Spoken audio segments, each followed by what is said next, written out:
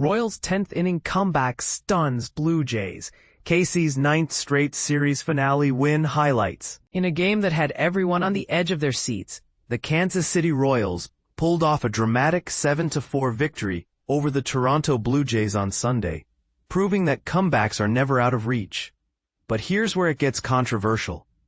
How do you explain a team with a .500 record, 56-56, consistently outperforming an AL East powerhouse like Toronto? Let's dive into the details. The Royals' rally began in the bottom of the 10th inning when Kyle Isbel delivered a clutch RBI double, a moment that felt like destiny after the Blue Jays had clawed back with 2 late runs of their own. This wasn't just a fluke. Kansas City has now won 9 straight series finales, including this one, and boasts a staggering 24-12 record in such high-pressure games. And this is the part most people miss. The Blue Jays, despite their 65-48 overall mark, had never lost a home series since June until this weekend. How did it unravel for Toronto? A combination of missed opportunities and key defensive lapses. Hunter Harvey earned the win with a masterful one-inning performance, while Nathan Lukes and Addison Barger managed to cut into Kansas City's lead with RBI singles. But the tide turned when Alejandro Kirk's throwing error allowed Bobby Witt Jr. to score, and Maikel Garcia's sacrifice fly sealed the deal.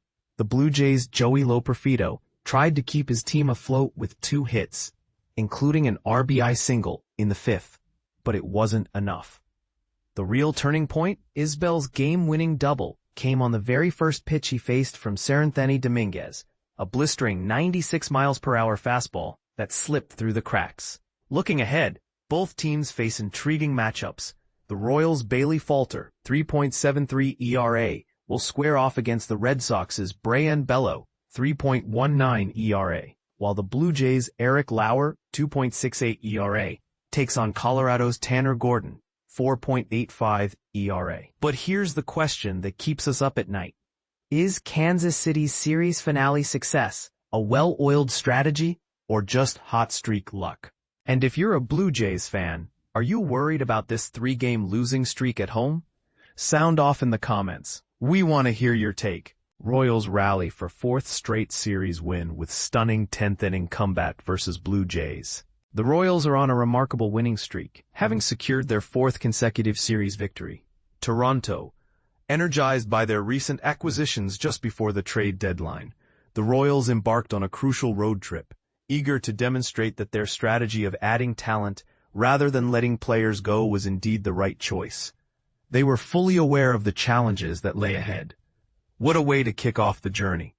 Winning a series against one of the top teams in Major League Baseball is no small feat. Don't miss the soccer jersey giveaway on August 12th. In a thrilling finale on Sunday, the Royals staged a comeback to clinch a 7-4 victory in 10 innings against the Blue Jays at Rogers Center. This win not only marked Kansas City's 4th straight series triumph, but also represented their most significant achievement yet. The Blue Jays, boasting a record of 65-48, were leading the American League East and were tied with the Tigers for the best record in the American League as they entered Sunday's game. With their record now even at 56-56, the Royals are heading to Boston, aiming to build on the momentum they gained over the weekend. Currently, they are 3.5 games behind the final American League wildcard spot, which is held by the Red Sox, who are 5.5 games ahead of Kansas City. Every time you can defeat a team that's ahead of you, especially in their own ballpark, it's a significant achievement, said Vinnie Pasquantino. We have another series coming up that presents similar challenges. We're at 500 now, but there's still plenty of work ahead of us. I believe we're prepared for it. The manner in which the Royals secured their victory on Sunday is just as important as the win itself, showcasing a transformation in the team's character as they turned a quiet offensive performance into a 5-run explosion in the 10th inning. This is a massive boost for us, remarked starter Seth Lugo, who pitched 4 2/3 innings, allowing only 2 runs despite issuing 4 walks. This is exactly what we've been looking for. Grinding out games and refusing to give up. Pasquantino's timely RBI single in the 8th inning tied the game, and with scoreless innings from relievers Lucas Erceg and Hunter Harvey, the game was sent into extra innings, tied at 2-2. When Kyle Isbel, batting ninth, stepped up to face right-hander Seranthony Dominguez, he had no intention of sacrificing the automatic runner.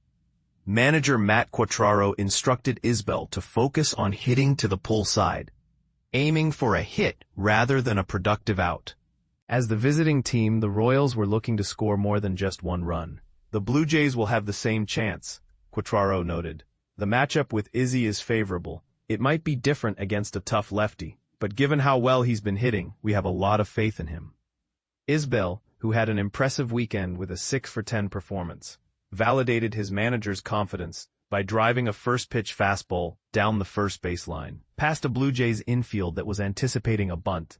Earlier this season, Isbel had homered off Dominguez when he was with the Orioles, and he was ready for a similar pitch on Sunday. Bunting in that situation adds a lot of pressure, so coming through with a hit is crucial, Isbel explained. Being on second with no outs and the chance to score another run, my teammates put together great at-bats behind me. That was a pivotal moment. But the Royals weren't finished yet. Jonathan India was hit by a pitch for the second day in a row, and Bobby Witt Jr. walked. Instead of Pasquantino coming to the plate, it was Tyler Tolbert, who had replaced Pasquantino in the 8th, but had yet to advance past first base. Tolbert showed patience, laying off 2 pitches outside the strike zone before hitting a 2-run single to right center. The pressure mounted on the Blue Jays, with Witt on third and Tolbert on first. The situation escalated when Tolbert attempted to steal second. Blue Jays catcher Alejandro Kirk tried to catch Witt off guard at third, but ended up throwing the ball into left field, allowing Witt to score and Tolbert to advance to third. He later scored on Michael Garcia's sacrifice fly. "We created a bit of chaos," Tolbert said. "Our goal is to put pressure on the defense. We know what our speed can do, and we wanted to showcase it." While there has been much discussion about the Royals' power hitting, which has been more consistent than earlier in the season, this is the type of relentless offense that can lead the Royals to victory. Unyielding and merciless. "There's a lot of trust in the lower part of the lineup right now," Pasquantino stated. "The bottom half has really come alive. That's why we made the trades we did. We have a very professional lineup at the moment. You have to navigate through 9 tough outs.